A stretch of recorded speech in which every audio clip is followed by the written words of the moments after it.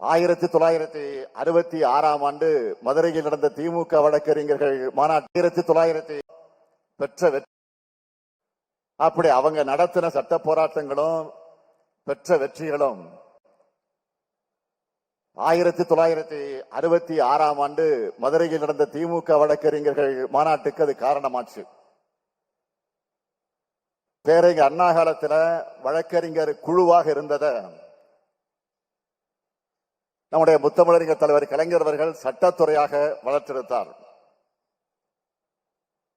கழகத்துக்காக போராடின ஒவ்வொரு கழக முன்னோடியை கேட்டாலும் சட்டத்துறையுடைய பங்களிப்பை பற்றி சொல்லுவாங்க. 1975 எமர்ஜென்சி அறிவிக்கப்பட்டப்போ, நெருக்கடி காலம் அறிவிக்கப்பட்டப்போ, நான் உட்பட பலர் ஓராண்டு காலம் சிறையில் அடைக்கப்பட்டோம். வெளியிருந்த கழக தொடர்கள் பல்வேறு வழக்குகளை எதிர்கொண்டாங்க. அவங்க எல்லாரையும் பாதுகாத்த துறைதான் நம்முடைய சட்டத்துறை. எம்ஜிஆர் ஆட்சி காலத்தில் தலைவர் கலைஞர் அவர்கள் மேல ஏராளமான வழக்குகளை போட்டாங்க. அப்ப கலைஞருக்காக வாதாட பெரும் படையே வரும். நம்ம RS பாரதியை கேட்டா அந்த வரலாற்றை எல்லாம் விரிவா எடுத்து சொல்லுவார். எதிர்கட்சியா இருக்கும் போதெல்லாம் மக்களுக்கான போராட்டங்களை நடத்தி ஏராளமான வழக்குகளை சந்திச்சிருக்கிறோம். கடந்த கால அதிமுக ஆட்சியில காழ்ப்புணர்ச்சியோடு புனையப்பட்ட ஏராளமான பொய் வழக்குகளை அவையெல்லாம் நம்ம எதிர்கொண்டிருக்கிறோம். அப்பவெல்லாம் துணையார் என்ற அமைப்பு தான் இந்த சட்டத்துறை. சட்டத்துறையோட முக்கியமான சட்ட போராட்டங்களை குறிப்பிட்டு சொல்லணும்னா, இன்னைக்கு நாம கம்பீரமா உட்கார்ந்து இருக்கிறோமே அண்ணா அறிவாலயம், அந்த இடத்துக்கு நெருக்கடி வந்துச்சு. அதை கட்ட அனுமதி இல்லைன்னு தடை போட்டாங்க. அந்த தடையை உடைச்சது இந்த சட்டத்துறை தான். ஏன், நம்முடைய கருப்பு சிவப்பு கொடிக்கும் உதயசூரியன் சின்னத்துக்கும் ஒரு காலத்தில் பிரச்சனை வந்துச்சு. அதையும் மீட்டு தந்தது இந்த சட்டத்துறை தான். அம்மையார் ஜெயலலிதா ஆட்சி கால முறைகேடுகளை தடுக்க நம்முடைய மரியாதைக்குரிய சண்முக சுந்தரம் அவர்கள் தன்னுடைய உயிரை பணயம் வச்சு போராடினார். அவருடைய தியாகம் விலை மதிப்பு இல்லாதது. அடுத்து இன்னைக்கு நம்மோட நெஞ்சங்களில் ஆறாத வடுவா இருக்குது தலைவர் கலைஞருடைய நள்ளிரவு கைது. அந்த கொடூரமான கைதியையும் நீதிமன்றத்தில் கவனப்படுத்தி வாதிட்ட காரணத்தினால்தான் அன்றைக்கு இருந்த அராஜக அரசு அடிபணிஞ்சு தலைவர் கலைஞரை விடுதலை பண்ணிச்சு. கழகத்தின் மீது கற்பிக்கப்பட்ட களத்திலிருந்து, அந்த களங்கத்திலிருந்து ராசா வாதாடி வென்றார். இது எல்லாத்துக்கும் மேல தலைவர் கலைஞர் மறைந்த பிறகு, நம்மை விட்டு பிரிந்த பிறகு, பேரறிஞர் அண்ணாவின் பக்கத்தில் அவர் துயில் கொள்ள நடந்த சட்ட போராட்டம், அன்னைக்கு இருந்த நிலைமையை நான் அதிகமாக விளக்க விரும்பல. நம்ம வில்சன் உள்ளிட்ட மூத்த வழக்கங்கள் வாதங்களாலதான் கடற்கரையில கலைஞருக்கான இடத்தை போராடி பெற்றோம். இப்படி தொடர்ந்து இது சட்டத்துறையாக இல்ல, சாதனை துறையாக மாறியது வியப்படையதில் ஆச்சரியப்பட வேண்டிய அவசியம் இல்லை. ஏராளமான சட்டபூர்வமான சாதனைகளை செஞ்சிருக்கீங்க.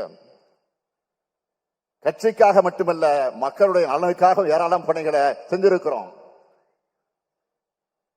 அதிமுக ஆட்சியை முடக்க நினைச்ச சமச்சீர் கல்வியை காப்பாற்றணும். குடியுரிமை திருத்த சட்டத்துக்கு எதிராக உச்ச நீதிமன்றத்தில் வழக்கு போட்டோம். நீட் தேர்வு முறைகேடுகள் தடுக்க அமைக்கப்பட்ட நீதியரசர் A.K. ராஜாவின் குழுவுக்கு எதிரான வழக்கை தடுத்தோம். 3 வேளாண் சட்டங்களுக்கு எதிரான முதல்ல உச்ச நீதிமன்றத்தில் வழக்கு தாக்கல் செஞ்சு தடை வாங்கணும். கலைஞர் நூற்றாண்டு பூங்கா இருக்கிற இடத்தை தனியாரிடமிருந்து மீட்க காரணமாக இருந்தோம். இது எல்லாத்துக்கும் மேல இதர பிற்படுத்தப்பட்ட வகுப்பினருக்கான 27 விழுக்காடு இடஒதுக்கீட்டை உறுதி செஞ்சதும் இந்த வழக்கறிஞர் படைதான்.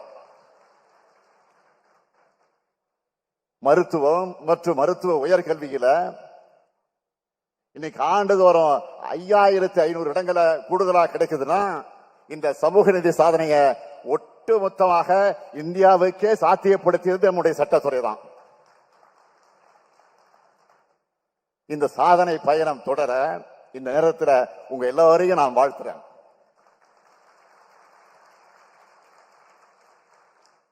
திமுக சட்டத்துறைக்கு வரலாறு இருக்கு, ஒரு கம்பீரம் இருக்கு, வரைமுகம் இருக்கு. நம்முடைய சட்டத்துறையிலிருந்து தான் நீதியரசர் ரத்னவேல் பாண்டியன் போன்றவர்கள் உருவானாங்க. சட்டத்துறையை சார்ந்தவங்க உச்ச நீதிமன்ற நீதிபதிகளாக, உயர் நீதிமன்ற நீதிபதிகளாக, மாநில அமைச்சர்களாக, ஒன்றிய அமைச்சர்களாக, நாடாளுமன்ற உறுப்பினர்களாக, சட்டமன்ற உறுப்பினர்களாக சிறப்பாக பணியாற்றினாங்க. இன்னும் பணியாற்றி கொண்டிருக்கிறாங்க. நீதிமன்றங்கள் மட்டுமல்ல, தொலைக்காட்சி வாதங்களையும் எதிர்கட்சியினுடைய பொய்களை தன்னுடைய கூர்மையான வாதங்களால தோலுரிக்கிறாங்க. இப்படி கழகத்துக்கு தோல் கொடுக்கும் இந்த சட்டத்துறையிலிருந்து ஏராளமான ரத்னவேல் பாண்டியன் போன்றவர்கள் நீங்கள் உருவாகணும். அதாவது நம்முடைய சட்டத்துறையிலிருந்து மாவட்ட நீதிபதிகள், உயர் நீதிமன்ற நீதிபதிகள், உச்ச நீதிமன்றத்தினுடைய நீதிபதிகள் உருவாகணும். இங்க ஏராளமான சீனியர் லாயர்ஸ் இருக்கிறீங்க, மூத்த வழக்கறிஞர்கள் இருக்கிறீங்க. நீங்க நம்முடைய இளம் வழக்கறிஞர்களுக்கு அதுக்கான வழிகாட்டியாக இருக்கணும், பயிற்சிகளை வழங்கணும். இளம் வழக்கறிஞர்களுக்கு சட்டத்தின் பார்வையோட சமூக நீதியின் பார்வையும் உருவாக பயிற்சி வைக்கணும். அடுத்ததா உங்க முன்னாடி இருக்கிற இன்னொரு முக்கிய கடமை, நாம தொடர்ந்து வைத்து வரக்கூடிய கோரிக்கையான நீதிபதிகள் நியமனத்தில் சமூக நீதி பின்பற்றப்பட உரையாடல்களை நீங்க தொடங்கணும். அடுத்து நம்ம என்ன இளங்கோ ஏற்பாடு செஞ்சிருக்கக்கூடிய இந்த மாநாட்டோட முக்கியமான நிகழ்ச்சியா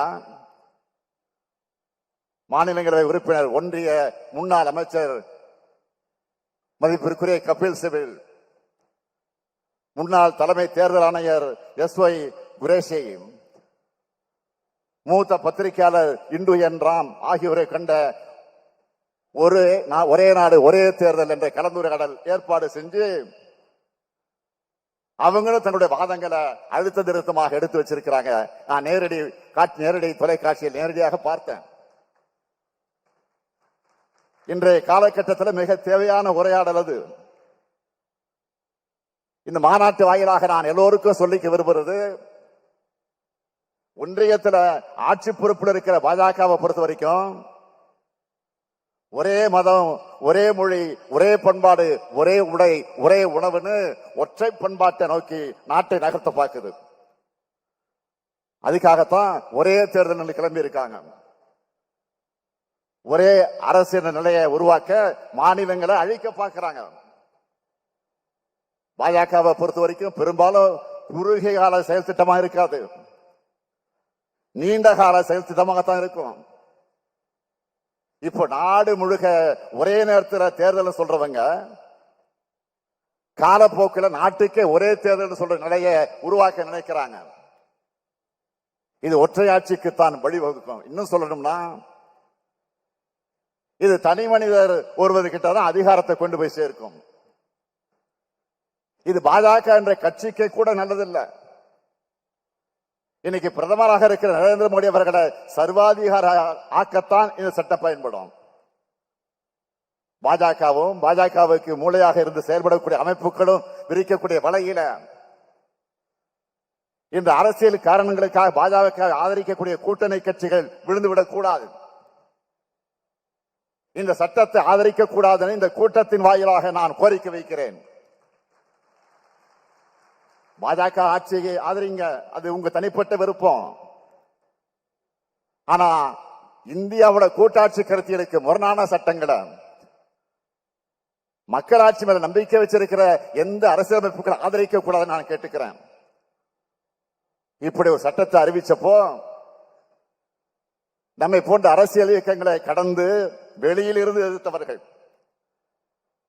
முன்னாள் தலைமை தேர்தல் ஆணையர் மரியாதைக்குரிய எஸ்.ஒய். குரேஷி அவர்கள் பலமுறை தேர்தல்கள் நடத்துறதுனால தேர்தல் செலவு அதிகமாகுன்னு பாஜக தரப்பு சொன்ன போது ஒரே நேரத்தில் தேர்தல் நடத்துறதுனால தான் அதிகமான செலவாகும். தேர்தலுக்கான கருவிகளும் ஆட்களும் பாதுகாப்பும் ஒரே நேரத்தில் தேவைப்படுகிறதுனால செலவு அதிகமாகத்தான் ஆகும்னு குரேஷி அவர்கள் சரியாக சொன்னார். இந்த சூழல்ல இந்திய அரசியலமைப்பை கூட்டாட்சி கருத்தியலை காக்க ஒரே நாடு ஒரே தேர்தல் முறையை நாம் இறுதி வரை எதிர்த்தாகணும். ஏன்னா நான் முன்னாடியே சொன்ன மாதிரி பாஜகவோட செயல் திட்டங்கள் நீண்ட காலத்துக்கானது.